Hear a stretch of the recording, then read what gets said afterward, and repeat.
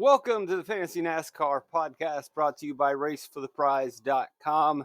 Let's do the price check for the Dover Xfinity Series race. One of my favorite videos of the week, especially for the Xfinity Series, because we do see a big differentiation in pricing, and there's always value to explore, track history to explore, to maybe exploit some of the cheaper drivers or current form stats to exploit, dig deeper into the stats. DraftKings doesn't always mark these drivers up based on their recent performances or the track history or the changes in the car. So it's funsies. If you want to get access to all its data, RaceForThePrize.com, Venmo, PayPal, Cash App, $30. Give you the May sheets. I'll throw in Dover as well. Glad that you're here. Come join us. Channel's growing. Everything's popping. Chad Fincham in a Carl Long car. We've seen Carl Long twice this year. Finished 2 laps down at Coda. Not going to put much behind that, but they did have a mechanical failure in their other race at Martinsville. I don't trust this car.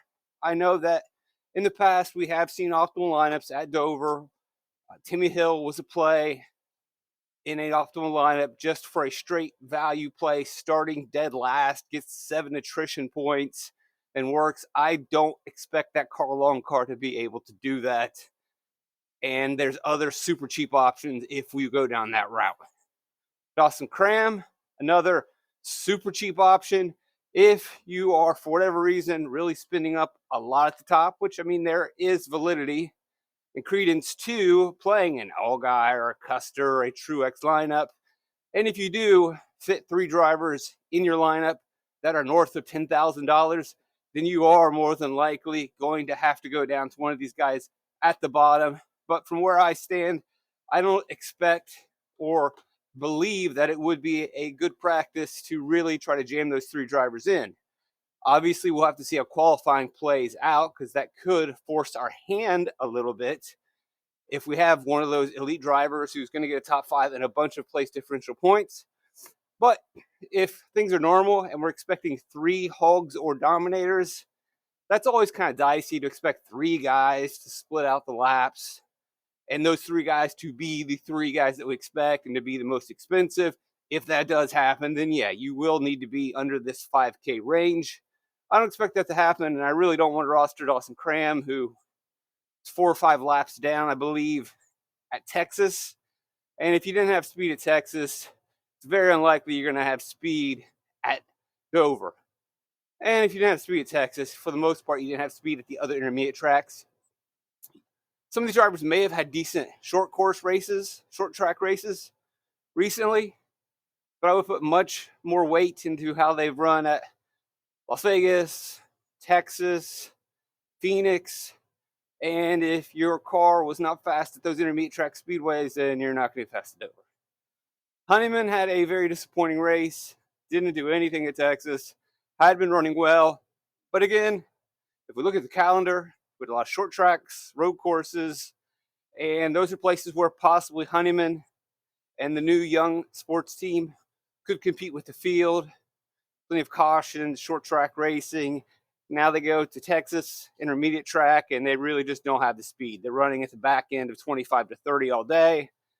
That being said, if we are forced to do extreme savings, $4,800 is pretty good based on the equipment. This car has run a lot better than the Davis cars at the intermediate tracks. Carl Long car is going nowhere. The daughter car for Emmerling hasn't shown much speed either. Now, maybe the other daughter car can perform a little bit better with David Starr, but Emmerling hasn't shown anything. If I'm forced to go under 5K and I can get a guy in the very back, then yes. Now, let's say Honeyman shows up and qualifies pretty well, and as we've seen him do at the short tracks in the mid-20s. Maybe we look at the lap-by-lap data, which you can get at racefortheprize.com, Venmo, PayPal, Cash App. Get the sheets, and you can see his laps. If his laps are encouraging, maybe you bump him up a little bit, but I don't expect a big increase from what he did at Texas. He was the back of the middle pack, 25th to 30th place race car. Now, if he's starting dead last, then yes, he'll be the target, the guy that we put in so that we can chase some of the more expensive drivers. If you're going with that sure punt, now I don't even really classify him as a pure punt, but maybe he is at Dover. And this is going to be a challenging track for some of these drivers that have never raced at Dover before. Intermediate, very fast, short track tendencies as well. Very easily to just fall into 28th place, 30th place, and then just stay there all day. You don't expect, especially a young driver, even veteran drivers, to figure something out and find speed at Dover. All of a sudden it clicks and you walk your way through the field.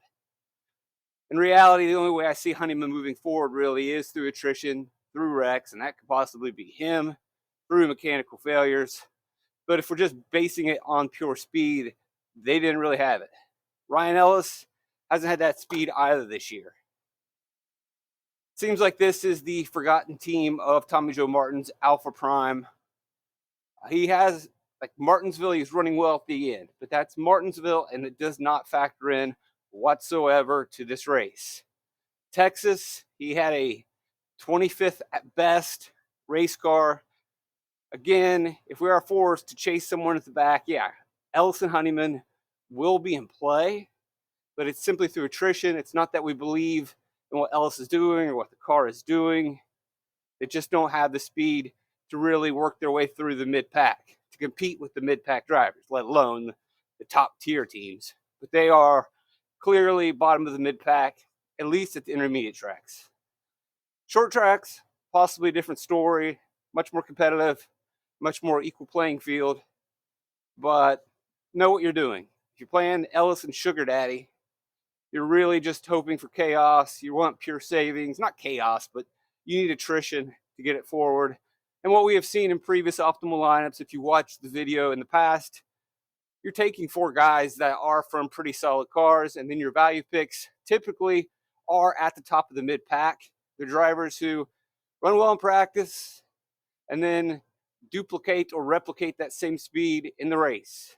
Watch the optimal lineup videos that I've made, and you'll see that the value picks are not mysteries. They're not shocking. They are drivers who you would expect to have some speed, who have had speed all year, and just go out there and do their business. This is Dover. It's a green flag race. You've got what you got. You finish where you run. And where do we expect Ellison Sugarman to run? Sugar Daddy, Honeyman. We expect him to run around 28th at best. And that's probably where he'll finish. Maybe you go up to a little bit to Perkins. But again, the concern is Dover is its own animal. No experience at Dover. That's a little frightening. The problem is that just that Dover experience really worries me. And it's still Blaine Perkins. And if anywhere he's been a good race car driver, it's been more of the short flat tracks, not necessarily this track. But I will throw in there, which we will mention again, seat cars have been very strong at Dover over the years. They perform really well. And it's not just Ryan Sieg. It's been his teammates. So they have a pretty good setup. So one of the things that Perkins will have on his side, as opposed to Ellis and Honeyman, is that he will have better equipment, and the team has a very good setup. It also has a veteran crew chief in Steve Addington. Abbott's not a bad crew chief. Addington's probably raced this track 50 times. Dover hasn't changed much in those 50 times. So Perkins will have that added edge, but ultimately what you're likely going to do if you are considering these drivers is simply play the one that can maximize your place differential a little bit. Because again, none of them really fit the mold, unless Perkins is fast in practice. But none of them fit the mold of the value play that we see at Dover, where you finish where you run. And there isn't any surprises. The value picks are typically the top of the mid-pack, and Perkins is not top of the mid-pack. Same thing can be said of David Starr. Again, he fits the same mold. If we're just straight punting, we're chasing place differential. I would much rather trust the seed car and the lack of experience with Perkins to just go out there and turn laps if it comes down to it. Smithley didn't have any speed in Texas either. So I would put him right down at the bottom with the other crew, with the Cram, with the Emmerling, with the Ellis. Lower than Starr on my book, but it doesn't matter because I'm probably not playing Starr either. The only way I'm going to these drivers is if you force my hand, because I'm chasing so much at the top and they're starting DFL, dead F and last. I don't have confirmation at the moment on Yaley. Assuming this is going to be the Gase car. Joey Gase at Texas was a 30th place car all day. At least he finished the race. Yaley could probably get a little bit more out of it. But again, I don't have confirmation that he is racing. I think he could finish better than all of these drivers. At the same time, I think he could start closer to the front than all of these drivers. We have seen him perform pretty well at Dover in the past. If for whatever reason at Dover he is given very good race cars like he has seen in the past, then it is a possible conversation to be had.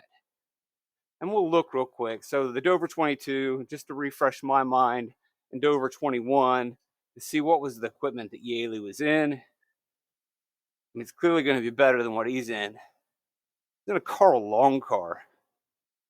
Started 31st. Average rank position 22. Well, that scares me because now you're thinking, well, you can do it in a Carl Long car. That's 2022. Oh, Lord. I hate that we now have to consider J.J. Yaley because of that one bit of information. I believe this is much better equipment. Our Motorsports in 2021. So that tells us a different story. Again, he was in the optimal lineup, ran in the top 20 all day, finishes 14th. That was Our Motorsports. That's top of the mid-pack. Needless to say, though, he did perform, get a lot out of it. Man, if he got a lot out of that Carl Long car, he could get a lot out of whatever car he's going to be in. But we got to see what he's in. I'd like to see him run some practice laps, look at his data before we make any questions, because he could very easily drop to the bottom in our rankings or be the best value play so far that we talked about. Now, for 5,500, we can get a much better driver who has been running around 20th in just about every single race. This Tommy Joe Martin's car, Alpha Prime, fitness equipment, whatever you want to do. He sells a bunch of stuff. Oh, Cesar Baccarella. But look at his finishes. 21st, 14th, 15th, 20th.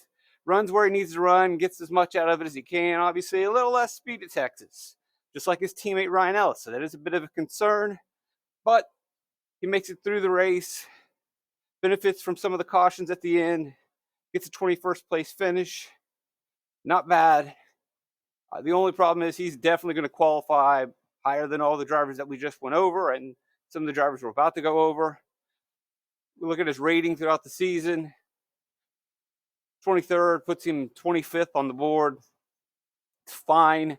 If we get place differential out of Brennan Poole a little bit, he is one of the guys that kind of fits that mold, who run close to the 20th, finish around that spot. That's the value play that we want. 5,500 is a pretty good amount of savings. He can work. Hailie Deegan can work as well. I know people are going to cringe every time you consider playing Hailie Deegan. Well, should we look at? I'm not even going to look and see what she did at Dover. Should we look and see what she's done at Dover in the trucks? Well, we don't have to. I looked because this is an extensive podcast, and they pulled Dover off the calendar before she entered the truck series. No experience that scares me. The one positive I will add is that she had, before wrecking at Texas, a top 20 car. And one of the places where she has been rosterable is the intermediate tracks in the Xfinity series. I think I'd probably rather go to Poole, and that would be based on Dover experience.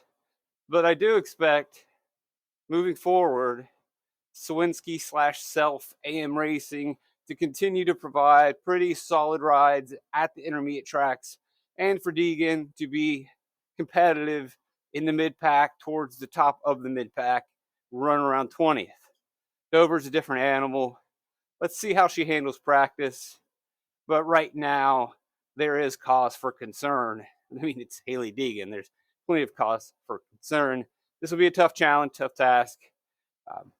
But again, she was fine at Texas. But then again, she's had plenty of 1.5 mile experience. Weatherman's running pretty well for Gosselin. Better version of Poole, better car, top 20 type guy. was having a really good race or decent race at Texas before wrecking at the very end. So, yeah, he's got the poor finish on your screen, but he was about a 20th place car towards the end of the race. Worth a shot. I'm not giving you as much savings. Problem is, he's probably going to start closer to the front. But again, these drivers that we're seeing in optimal lineups as the value pick are not necessarily bringing in monster place differential. Now, you will see in the 2023 race some optimals come through, or the value picks with more place differential than you would expect, but that was because qualifying was rained out. For the most part, they're going to start where they should start. They're going to run where they should run. They're going to finish where they're going to finish. And so you may need to dial down some of your expectations from your value picks. Now, again, we've got to see qualifying, see how things shape up. The Weatherman and Pool are both in play for drivers that can move forward a little bit, get a decent finish, and save us a little bit of money. It's equipment we can trust. It's drivers that we can trust. Whereas the first 10 guys that we talked about are in shaky equipment, are shaky drivers with limited experience who are just out there. Once we get to Sieg, we get a little bit more excited. Again, it's a Sieg car. Kyle Sieg ran really well in his last race at Texas. 21st driver rating. Spent a lot of time in the top 20. Finishes 14th. Benefits at the end by getting the last lucky dog. I think he might have had fresher tires as well in that situation. So he gets that boost based on that lucky dog. But again, 21st, 5,800. We could categorize him with Weatherman and with Poole. But more importantly, he does have the Sieg power that we like to see. Love to see a little bit better finishes. But again, not surprised to see a young driver struggle at Dover. If you like Weatherman, then you like Sieg. And if you like Poole, then you like Sieg. Caden Honeycutt, again, we're going to have to worry about Dover experience. We've got to worry about experience in general. And since that is the case, we might as well pull up Honeycutt's limited experience. Who is Honeycutt? Well, then you haven't been listening to the podcast over the years. Honeycutt is a late model guy. Tons of late model experience. Really helps out at the short tracks, but maybe not so much when we look at the intermediate tracks and Xfinity series. I believe if we look at his ARCA races, they're all DNFs, probably in shaky equipment, and mainly been running the truck series, so that is what we'll look at. We'll look just for a second here in the Honeycutt has one Xfinity race. It was for Mike Harmon at Martinsville, so you can toss that one out. Does have 23 truck races under his belt, so plenty of intermediate track races, none at Dover, obviously. We'll look at and see what he's done in better equipment. You can see 9th in Martinsville, I'm not really worried, but he does have a 12th place finish at Bristol for Nice earlier this season, and we do know there is correlation between Bristol and Dover. And for him to finish 12th at Bristol, that's pretty exciting. Even in not the best equipment, halfway decent here at Bristol, decent finishes at Phoenix. Probably don't really care much at Atlanta. So Honeycutt's got enough experience. I am a supporter of Honeycutt. I think he is a decent driver. There you go, another 13th place running for Stephen Lane / On Point. I think he can get it done. I don't want to be too bullish or too excited because ultimately, though, a lot of horsepower in the Xfinity car. It is a Gosselin ride. I still think I'd rather go with a little bit more experience in Weatherman or the exceptional Sieg rides. Probably play Honeycutt before I would play Haley Deegan. Sorry, just that's the way it is. Don't mean to disrespect Deegan in any way. Poole would probably come before Honeycutt, but again, one of the deciding factors will be to look at that practice data and also look at their qualifying positions. Not that I'm completely chasing place differential, but ultimately, I do need points. And if someone can get me believably 3 or 4 more place differential points, then they're obviously going to go higher up in my rankings. The projections are going to like them a little bit more. And even if, say, Honeycutt isn't as good as Poole, and Poole finishes higher, but Honeycutt just benefits from place differential via attrition or mechanical failures. Someone in the top 10 or 15, which will be the case, doesn't finish the race. And, I mean, in that case, both would probably benefit. But either way, Honeycutt could finish worse than Poole, but still be a better play. But at $500 more expensive, he might not be. Something that we'll have to factor in. There's no point to really go over that now. We need to see starting position. It's all rhetorical, hypothetical. Daniel Dye at 6,100. Good equipment, but not great equipment. Didn't look very good at Texas. Don't expect him to look very good. I would, despite it being a called car, still slot him below Poole, Weatherman, Sieg. Still don't see it happening. Jeremy Clements, just having the typical Jeremy Clements type season, starting around the top 25, running around the top 25, finishing around the top 25. Does have some top 20s at Dover, has much more experience than many of the drivers that we've expected. 6,200 for Jeremy Clements is not that bad. He is the 24th highest priced driver on the board. Can he move forward? That's the issue. So we've gone over these guys. Clements can finish ahead of all of these drivers that we've already mentioned. He's also likely going to start ahead of all the drivers that we just mentioned. But as we look towards the top, it's going to be difficult for Clements to really climb past Jeb Burton, who had a good race car before wrecking at Texas last week and is in better equipment with Jordan Anderson. Maybe he could dice it up a little bit with Matt DiBenedetto because the Sieg car is not quite a full Sieg car. They do share data. They are connected. But Viking Motorsports seems to be doing their own thing, building their own notebook, taking baby steps to move forward. DiBenedetto has talked about that. You can kind of see that in the data. So it's possible that Clements could creep ahead of him, but there's really not a lot of spots to gain. And you're spending a little bit more. Whereas down here, you get Brendan Poole for $700 cheaper, and Poole can get past Deegan, Weatherman, Sieg, Honeycutt, Dye, even Clements. He can make those moves and finish higher than those drivers. And they could fall below him. As they fall below him, they lose points, he gains points, and he's a better point per hour play. If we can work in a 6,400 Burton, which I expect to be able to do, maybe the winning lineup's going to be building at the top and then taking two of these drivers in the 6K range, because we have good equipment, we have good drivers, we have good experience. Now we're looking at the top of the middle pack, and they fit the mold of previous overall optimal lineups. You start where you start, you run where you run, you finish where you finish. And Jeb Burton, 6,400, had a borderline top 15 car at Texas. I don't even know if it's borderline. It was a top 15 car. The top 15 at 6,400. It's not going to be 50 fantasy points because he's not going to start in the back, but he'll get you around 35, 40 fantasy points. And that'll get the job done. Absolutely, 6,400. Same thing for Parker Retzlaff. One of the neat things that if you are really into fantasy NASCAR and like diving into the stats, Jordan Anderson's team website does a really good job of breaking down individual drivers' races. You can see that on the screen. Everything that Retzlaff got into. And if you looked at his laps, he was running really well in this race.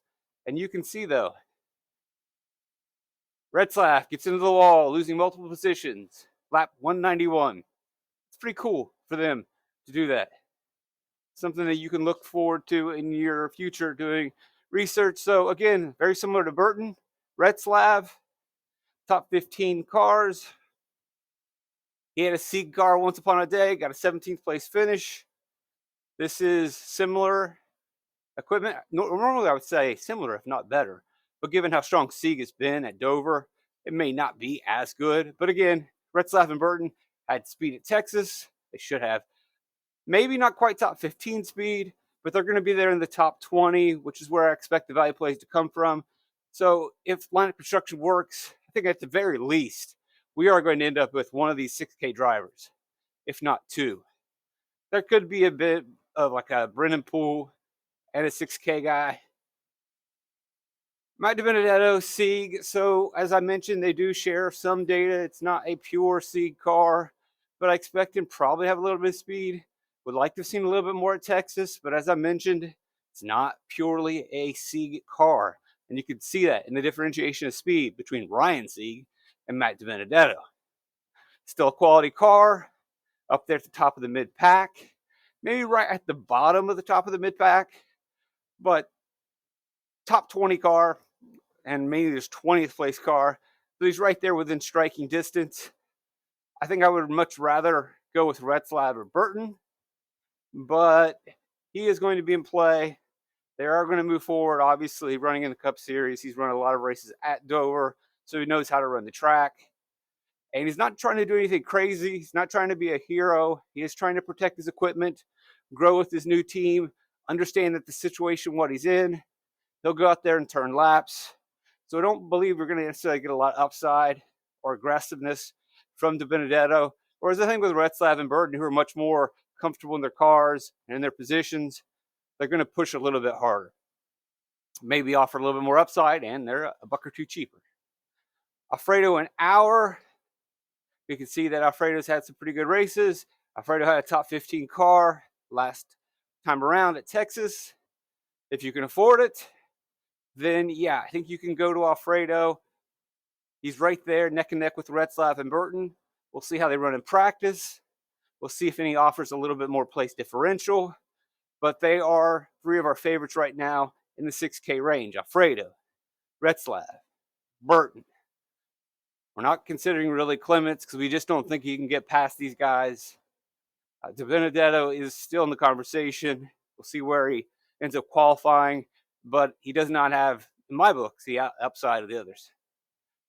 Josh Williams going out there. I wonder how he's going to handle running a loose race car at Dover. Okay races with Gosselin in the past, so you can bump up his finishing position a little bit. But I don't want to spend more for Williams when I can get Alfredo, I can get Burton, I can get Retzlaff. I don't know how much upside Williams is really going to offer you. Again, just one of the ways to approach this is, all right, here's Williams. He is the 19th car on the board. So for him to move forward, he's got to get past these guys. I mean, yeah, Brandon Jones can have a Jones-type day, but legitimately, straight up, he is not passing any of these drivers or outracing the equipment of these drivers. It's very limited. He can creep into the 15s. Well, same can be said of Anthony Alfredo, cheaper price. Ultimately, if I do go to Williams, it's going to be more of a place differential situation. I just like the experience of Alfredo with his team as opposed to Williams, although he has gotten better throughout the season. They are growing.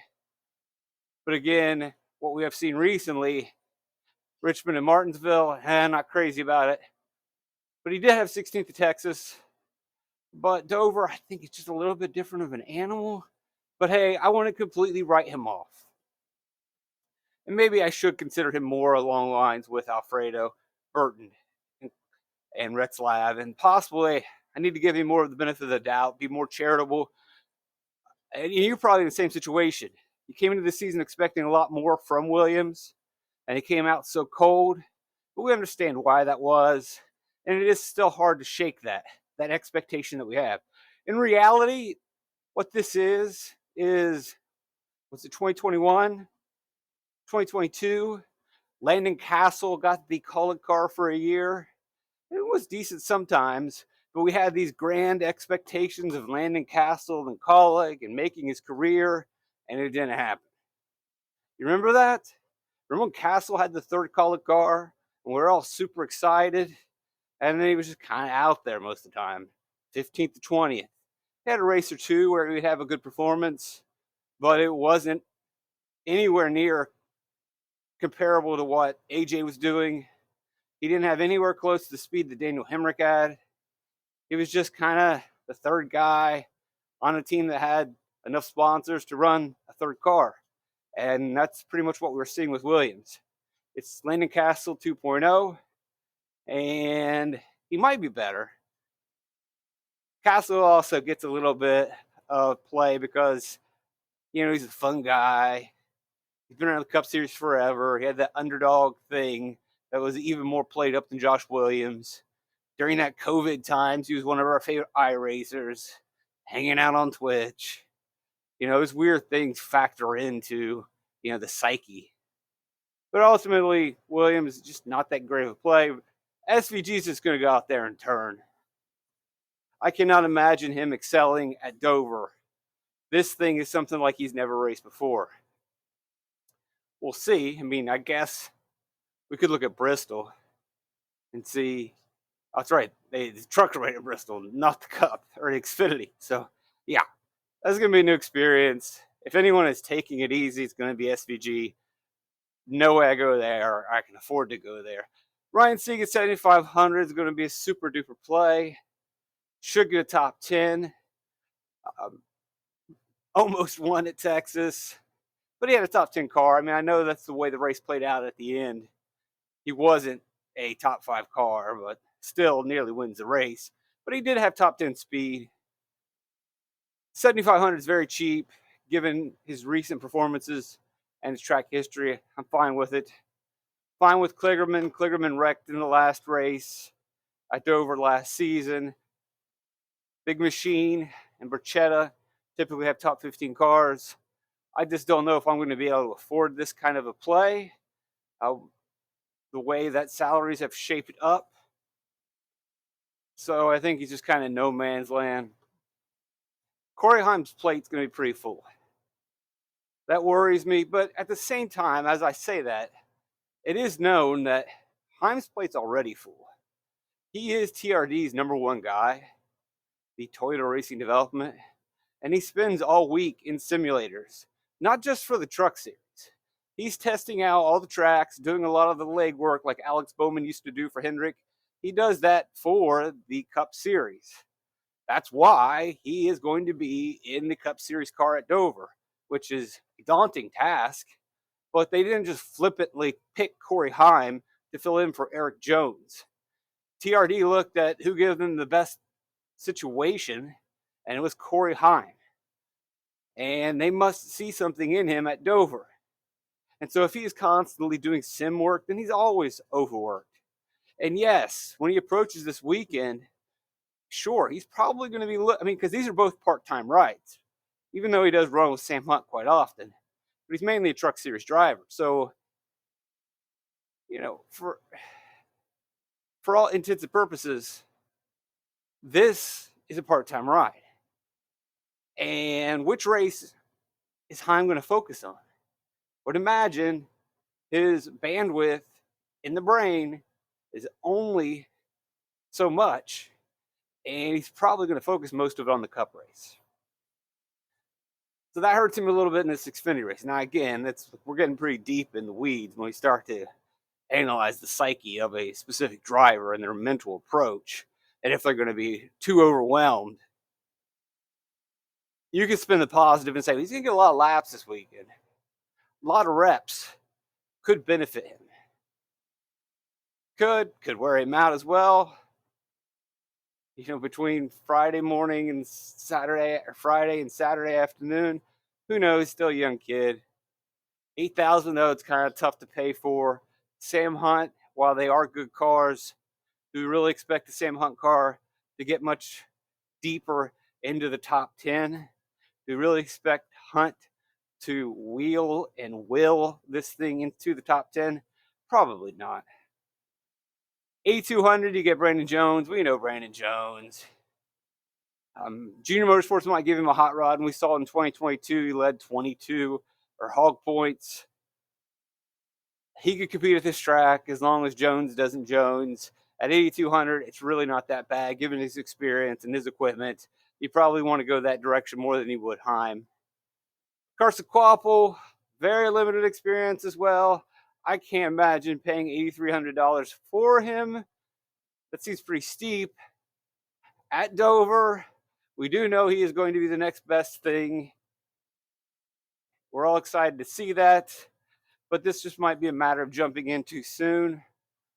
Xfinity Series, it's a Martinsville race, doesn't help us much, but it was a top 5.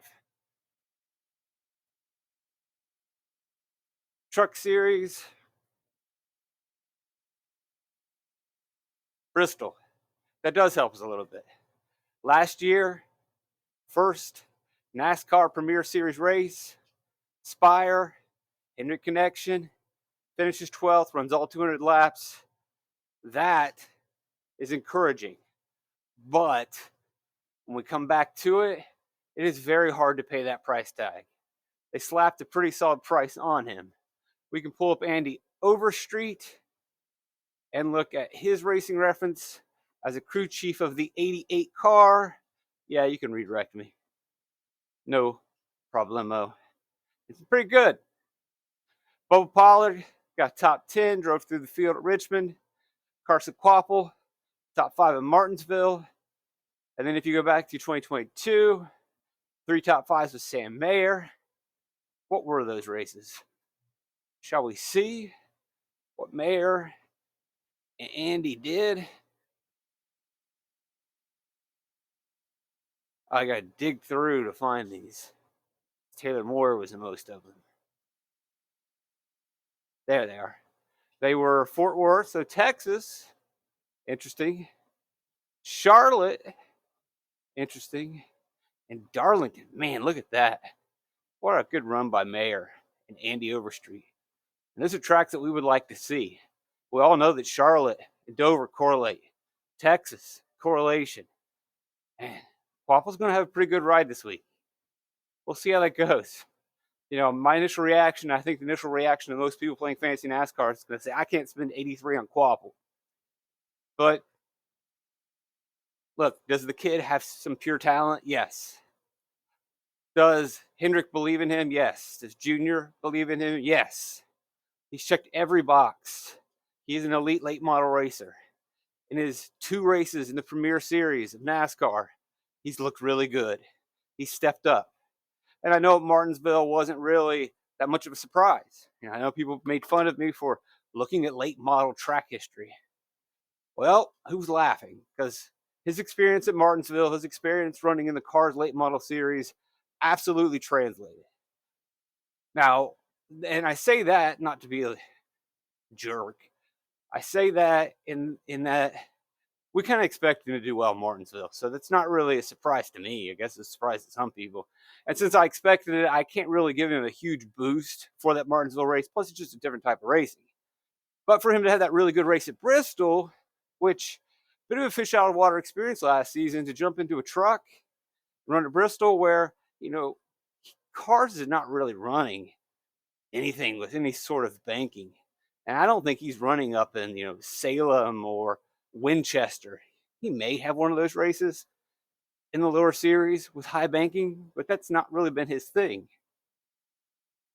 And for him to go to Bristol and get 12th place in his debut, so every task that's been thrown his way, he's lived up to. Junior Motorsports is giving good equipment to these drivers.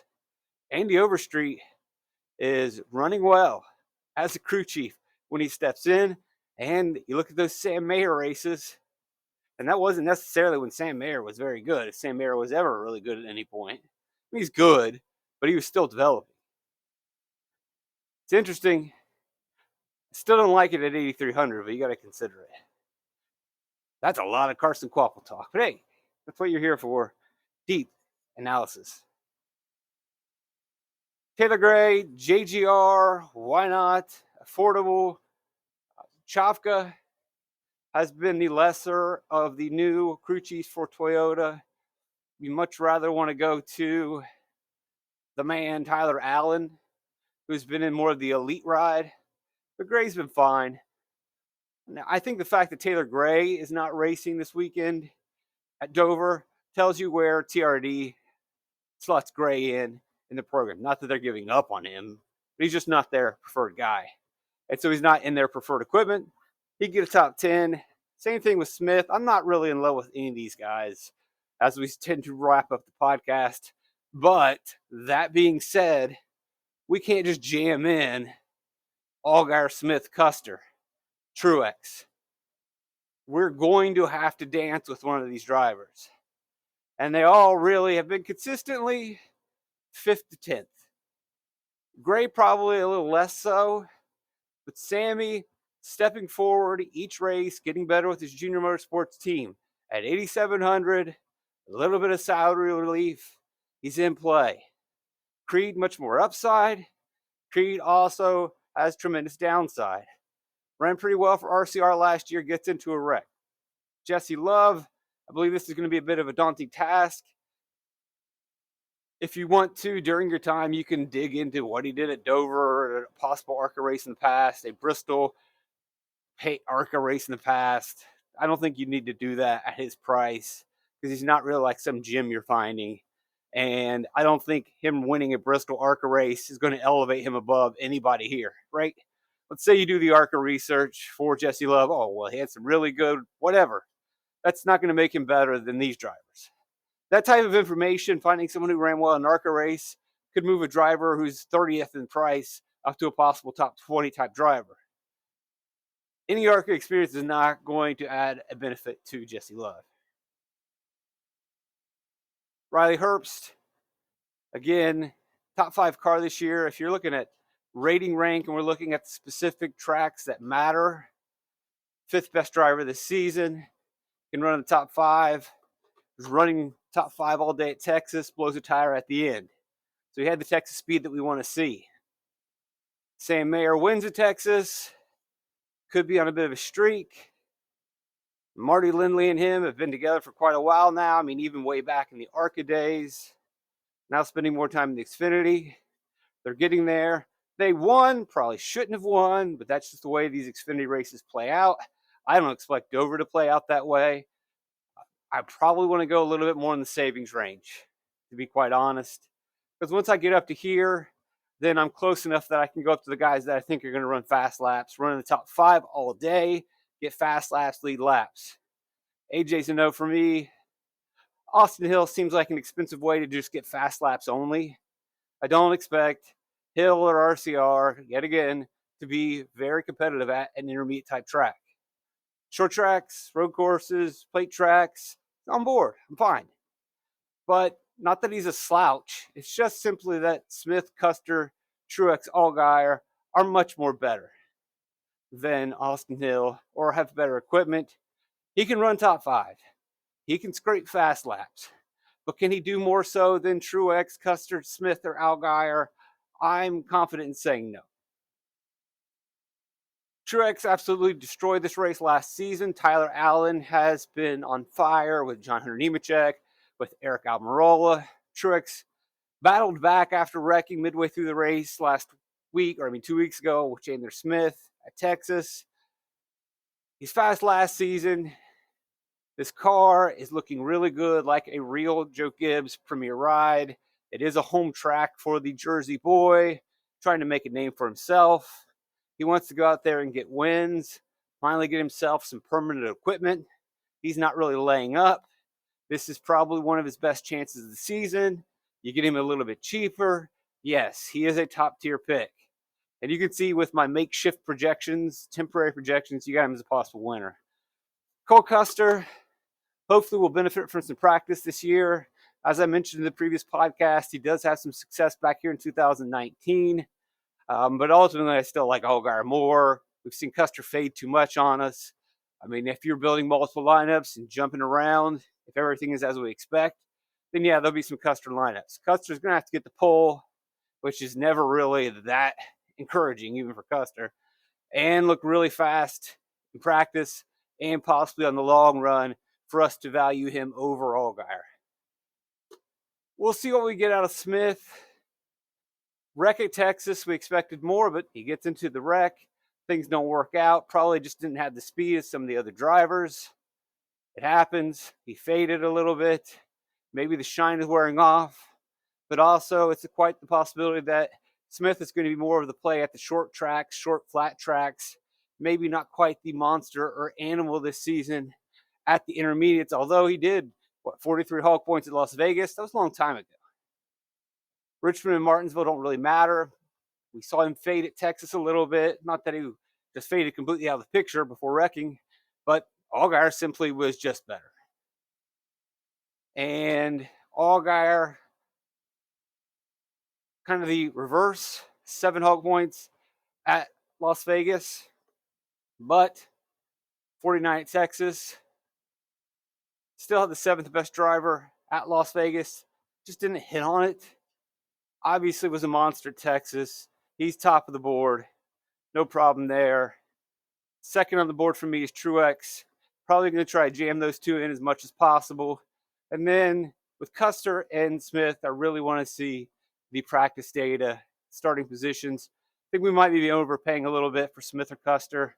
what we could see happen is Allgaier really controlling the race or Truex really controlling the race.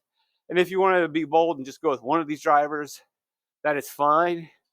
But if you do that, like, who else is going to score points in this race? If it's a green flag run, where you run, you finish where you finish. So if you take one of these drivers, well, I'm going to save a bunch of money. Well, where are you going to spend it? Obviously, if there's a place differential play from some of the 9K or 8K drivers that we expect to get close to the top 10, yeah, that's going to be an opportunity. But how many of those opportunities are going to be there if they are there at all? In reality, you're going to take two of these guys for sure. Just even if Allgaier runs away with the race and say Custer or Truex runs in second the entire time, they're going to pick up fast laps. They're going to get a very good finishing position, point score. And although they might not score the second most fantasy points, they're going to still finish in the top 5 in DFS. And no one else is really going to be that efficient, or no one else is really going to score that many points. So they're going to work their way into that optimal line. There it is. I think that's pretty deep. I think that's pretty extensive. Hopefully that helped you. I appreciate you guys checking out the channel, liking and subscribing every time, sharing and recruiting more people. RaceForThePrize.com, Venmo, PayPal, Cash App, $30 for the month of May. I'll throw in Dover. Blessed to have you guys around. Love you guys. Trip, the light, fantastic.